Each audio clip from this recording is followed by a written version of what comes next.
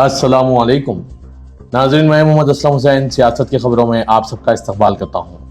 आज 5 मई 2026 है। इस्लामिक तारीख के हिसाब से आज 17 ज़िलक़द 1447 हिजरी है। पेश है आज की कुछ अहम खबरें। तमिलनाडु की सियासत में तकरीबन 6 दिहाइयों पर मुहित डरावरी तसल्लुत को खत्म करते हुए अदाकार से सियासतदान बने सी जोसेफ विजय की टीवी के 2026 के असेंबली इंतखाबात में हैरान कुन फातेह बनकर उभरी है। अपना पहला इलेक्शन लड़ते हुए पार्टी ने न सिर्फ ड्रामाई अंदाज में दाखिला लिया है, बल्कि रियासत में एक बड़ी सियासी कुव्वत के तौर पर पहचान भी हासिल की है। ताहम अपनी शानदार कारकर्दगी के बावजूद टीवी के अपने तौर पर हुकूमत बनाने के लिए दरकार सादा अक्सरियत के निशान से कम है। 234 रुकनी असेंबली में किसी पार्टी को वाज़ेह अक्सरियत के लिए कम से कम 118 नशिस्तें दरकार है। टीवी के 108 हल्कों पर कामयाब हुए हैं। इसे निस्फ के निशान से 10 नशिस्तें कम हैं। रियाजी में इजाफा करते हुए विजय ने 2 हल्कों से कामयाबी हासिल की है, परम्बूर और त्रिची ईस्ट, और इन्हें एक सीट खाली करनी पड़ेगी, जिससे पार्टी की तादाद को मौसर तरीके से 1 से कम करना पड़ेगा। मजीद मुंतखब एमएलए में से एक को स्पीकर मुकर्रर करना होगा, चूंकि स्पीकर एतमाद की तहरीक के दौरान वोट नहीं देता है। इससे पार्टी की वोटिंग की ताकत दोबारा मौसर तरीके से कम हो जाती है। बैरूनी हिमायत पर इन्हिसार बढ़ता है। दिल्ली पुलिस ने आज मंगल को 5 अफराद को गिरफ्तार किया और ऑनलाइन सरमायाकारी और टास्क पर मबनी घोटालों में मुलविस एक बैन रियासती साइबर फ्रॉड सिंडिकेट का पर्दाफाश किया। मुलजिमीन को उत्तराखंड के उधम सिंह नगर से मशरकी जिले के साइबर पुलिस स्टेशन के मरबूत ऑपरेशन के बाद गिरफ्तार किया गया। पुलिस के मुताबिक ये रैकेट मुनाफा बख्श मुनाफे का वादा करते हुए जाली ऑनलाइन सरमायाकारी प्लेटफॉर्म्स के जरिए मुल्क भर में गैर मुश्तबा मुतासरीन को धोखा देने में मसरूफ थे। तफ्तीशकारों ने 3,40,877 रुपए की धोखाधही की रकम को national cyber crime reporting portal यानी NCRP पर दर्ज मुतअद्दिद शिकायत से जोड़ दिया है।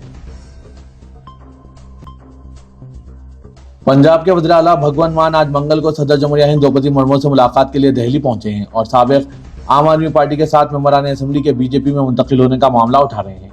इस एतमाद का इजहार करते हुए कि वो इन्हें हिंदुस्तान के आइन के मुहाफिज के तौर पर बयान करते हुए इनकी बात सुनेंगी। आम आदमी पार्टी के 7 राज्यसभा मेंबरान असेंबली के हालिया इंजमाम का मामला बीजेपी में उठाएंगे, जिसमें रघु चड्ढा, हरभजन सिंह, अशोक मित्तल, संदीप पाठक, राजेंद्र गुप्ता, विक्रम सानी और स्वाति मालीवाल शामिल हैं।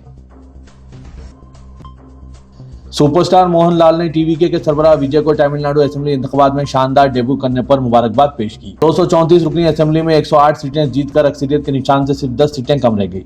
सोशल मीडिया प्लेटफॉर्म एक्स पर एक पोस्ट में मोहनलाल ने कहा, मुबारक हो प्यारे विजय, इस शानदार जीत पर लोगों ने आपको मुंतखब किया है। इनका भरोसा एक हकीकी एजाज है। मुझे यकीन है कि जब आप खिदमत के इस नए सफर का आगाज करेंगे तो आप इसे फख्र और मकसद के साथ पहनेंगे। मेरे आपको और आपकी टीम के लिए नेक ख्वाहिशात पेश करता हूँ।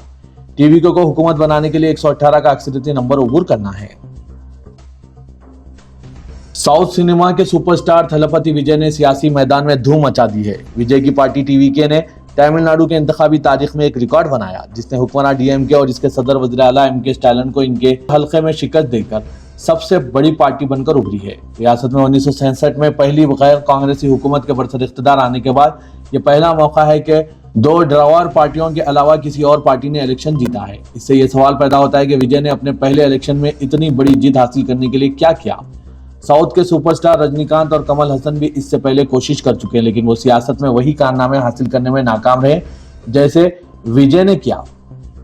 जब थलपति विजय ने तमिलनाडु असेंबली इंतखाबात के लिए अपनी उम्मीदवारी का ऐलान किया तो बहुत से लोगों ने इसे फिल्मी सितारों की जानिब से अपने मदाहों की पैरवी का फायदा उठाकर रियासत में सियासी असर और रसूख हासिल करने की कोशिश के तौर पर देखा। तमिलनाडु में फिल्मी सितारों को लीडर मुंतखब करने की तारीख रही है। MGR और जयललिता जैसे बुजुर्गों ने बतौर वज़ीर आला अपना तसल्लुत कायम किया। ताहम रजनीकांत और कमल हसन जैसे फिल्मी सितारे अपनी फैन फॉलोइंग को सियासी बुनियाद में तब्दील करने में नाकाम रहे। जयललिता ने भी अपने लिए एक जगह बनाई, लेकिन इनके पास पहले से ही एक पार्टी AIADMK थी। तो विजय को कमल हसन और रजनीकांत जैसे सुपरस्टार से अलग किया है, जिनके मदाहों की तादाद बहुत ज्यादा है। सियासत में विजय की ब्लॉकबस्टर कारकर्दगी के पीछे कई वजूहात है जो इसे गैर मामूली कामयाबी बताते हैं।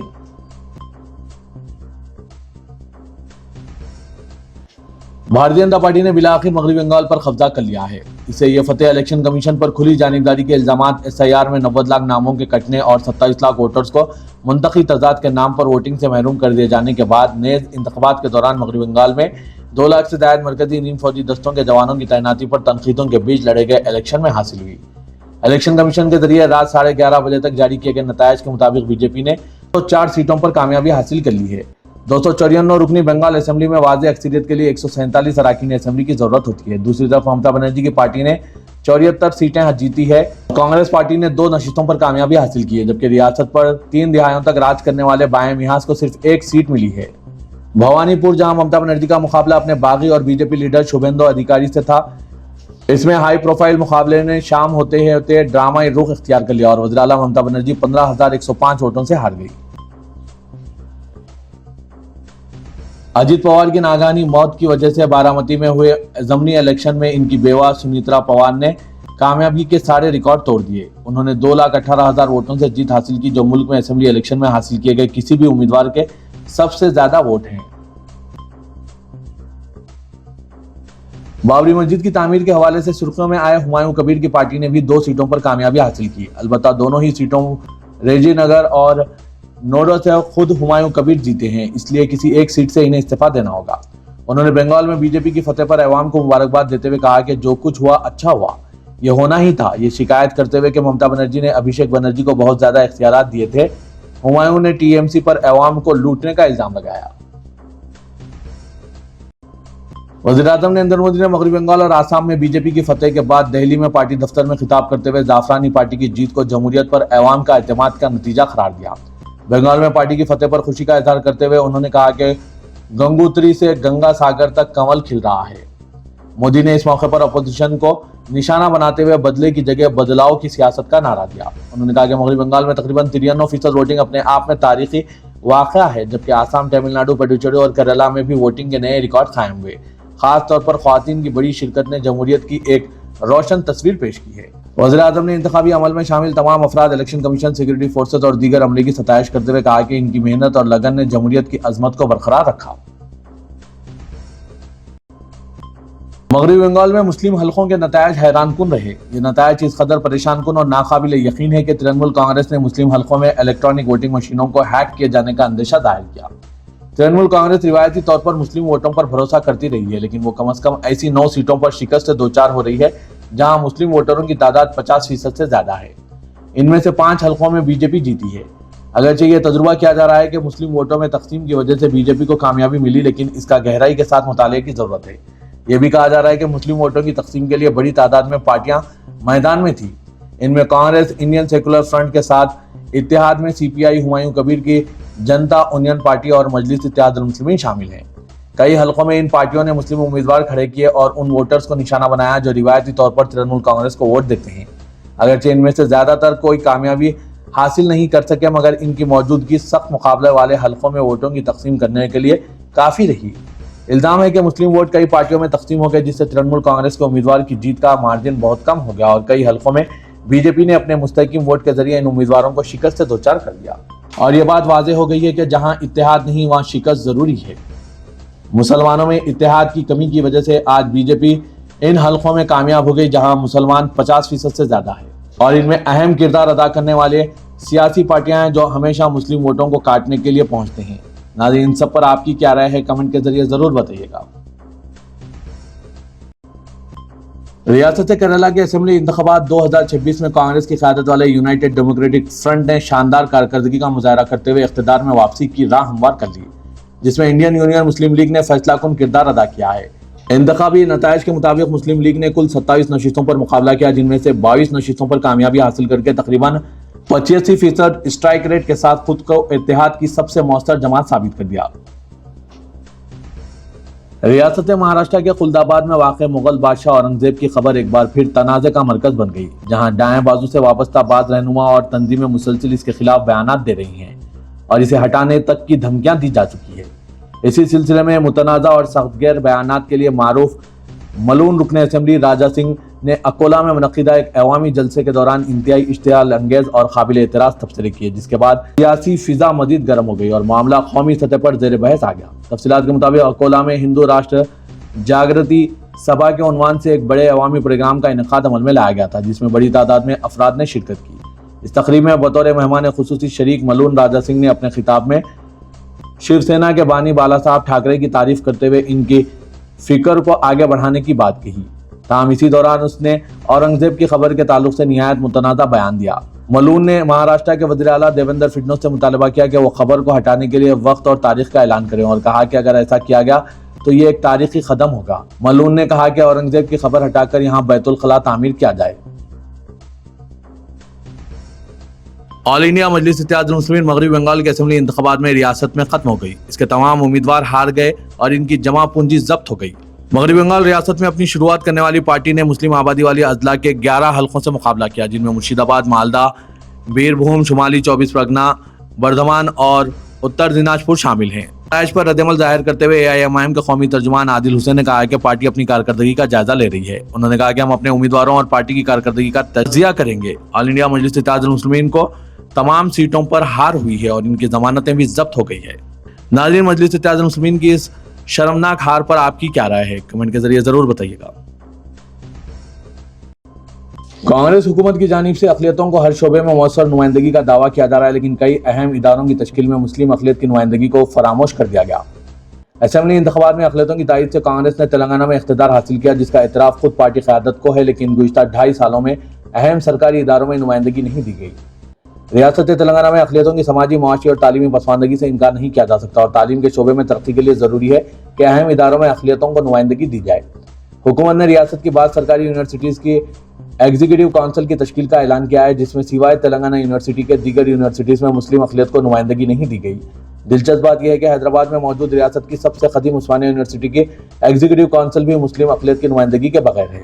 उस्मानिया यूनिवर्सिटी के बानी आसिफ साहब नवाब मीर उस्मान अली खां हैं और ये उर्दू मीडियम जरिए तालीम की पहली यूनिवर्सिटी है, लेकिन कांग्रेस हुकूमत ने एग्जीक्यूटिव काउंसिल में किसी मुस्लिम नुमाइंदे को शामिल नहीं किया है। हैदराबाद के बशमुल दोनों तेलुगु रियासतों में टमाटर की कीमतों ने एक बार फिर आसमान छूना शुरू कर दिया। सिर्फ एक माह के दौरान टमाटर की कीमत 10 रुपए से बढ़कर 50 रुपए फी किलो तक पहुंच गई है, जिसने आम आदमी के बौचे खाने का बजट बिगाड़ कर रख दिया। हैदराबाद होलसेल मार्केट्स में टमाटर 30 से 40 रुपए फी किलो फरोख्त हो रहा है। सुपर मार्केट्स पर 50 से 60 रुपए फी किलो टमाटर फरोख्त हो रहा है। ताजिरों ने कहा कि टमाटर की कीमत में इस अचानक इजाफे की 2 बड़ी वजूहत है। धूप की शिद्दत की वजह से फसलें मुतासिर हुई है। पिछले महीनों में मुनासिब कीमत ना मिलने की वजह से किसानों ने टमाटर काश्त को कम कर दिया था। अफसोसनाक बात यह है कि कीमतें बढ़ने के बावजूद किसानों को कोई खास फायदा नहीं हो रहा है। एक माह कबल जब किसानों के पास भरपूर फसल थी, तब उनसे ताजिर महज 1 रुपया फी किलो के हिसाब से टमाटर खरीद रहे थे। Telangana board of intermediate education ने तालीमी साल 2026-27 के लिए सरकारी और खानगी जूनियर कॉलेजेस में दाखिलों का शेड्यूल जारी कर दिया। पहले मरहले में 8 मई से दाखिलों का आगाज होगा। कॉलेजेस में दरख्वास्तें दाखिल करने की आखिरी तारीख 31 में मुकर्रर की गई। 1 जून से क्लासेस का आगाज होगा और पहले मरहले के दाखिले 30 जून को मुकम्मिल कर लिए जाएंगे। फर्स्ट ईयर इंटरमीडिएट कोर्स की क्लासेस का 1 जून से आगाज होगा। कॉलेजेस के प्रिंसिपल इंटरनेट मार्क्स मुहिमों की बुनियाद पर उबूरी दाखिले दे सकते हैं। ओरिजिनल SSC पास सर्टिफिकेट्स और स्कूल हुकाम की जानिब से जारी करदा ट्रांसफर सर्टिफिकेट की बुनियाद पर दाखिले कंफर्म किए जाएंगे। तेलंगाना में सरकारी मुलाजमीन, ओहदेदारों, टीचर्स, वर्कर्स और पेंशनर्स की जॉइंट एक्शन कमेटी ने दावा किया है कि हुकूमत तेलंगाना को पेश करदा 63 मुतालबात में 26 मुतालबात को कबूल कर लिया गया। उन्होंने उम्मीद जाहिर की कि हुकूमत बाकी 37 मुतालबात पर भी मुस्बित रद्दमल जाहिर करेगी। जॉइंट एक्शन कमेटी ने चीफ मिनिस्टर तेलंगाना रेवंत रेड्डी से मुलाकात को हौसला अफजा और नतीजा खेज करार दिया। वज़ीर आला ने चीफ सेक्रेटरी को हिदायत दी कि सीनियर ओहदेदारों के साथ हर 2 माह में मुलाजमीन के नुमाइंदों के इजलास को यकीनी बनाया जाए ताकि मसाइल की फौरी यकसुई हो सके। तेलंगाना वक्फ बोर्ड की अदम कारकर्दगी और महकमा अखलाती बहबूद की लापरवाही के नतीजे में रियासत में करोड़ों रुपए की औकाफी जायदादें तबाह होने लगी है। दरगाह हजरत शाह राजू खत्ताल हुसैनी रहमतुल्लाह अलैह की हजारों करोड़ मालियती अराजी से मुतालिक तेलंगाना हाईकोर्ट ने अहम फैसला सादिर करते हुए मौजा कोंगड़ा खुर्द में मौजूद सैकड़ों एकड़ मौकूफा अराजी के गजिट को कालादम करार दिया।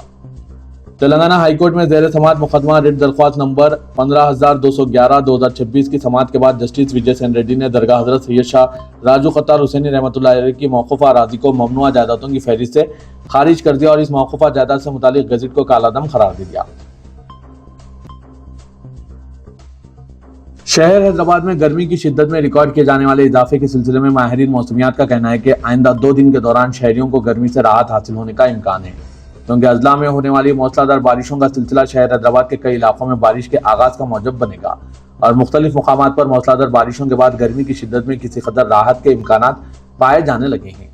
गुज़िश्ता 2 दिन से तेलंगाना के मुख्तलिफ अजला में हो रही बारिशों के नतीजे में इन अजला में दर्जा हरारत में गिरावट रिकॉर्ड की जाने लगी और कहा जा रहा है कि आइंदा 2 दिन के दौरान बहरे अरब में तूफान के बाद महाराष्ट्र कर्नाटक में होने वाली बारिशों के साथ इस तूफान के असरात तेलंगाना के बेशतर अजला बिलखुसूस हैदराबाद और सिकंदराबाद पर भी देखे जाएंगे। तेलंगाना में फहरिस्त राय दहिंदगान पर खुसूसी नजरसानी मुहिम यानी SIR के जिम्मन में additional chief electoral officer Telangana V Venkateswara Reddy IAS ने 6 अजला के 28 असेंबली हल्के जात के इलेक्टोरल रिटर्निंग ऑफिसर्स और असिस्टेंट रिटर्निंग ऑफिसर के साथ वीडियो कॉन्फ्रेंस का एहतमाम किया। हैदराबाद, रंगारेड्डी, संगारेड्डी, मेरचल, निजामाबाद और खम्मम अजला के 28 असेंबली हल्के जात में राय दहिंदों की मैपिंग का काम 50% से कम दर्ज किया गया है।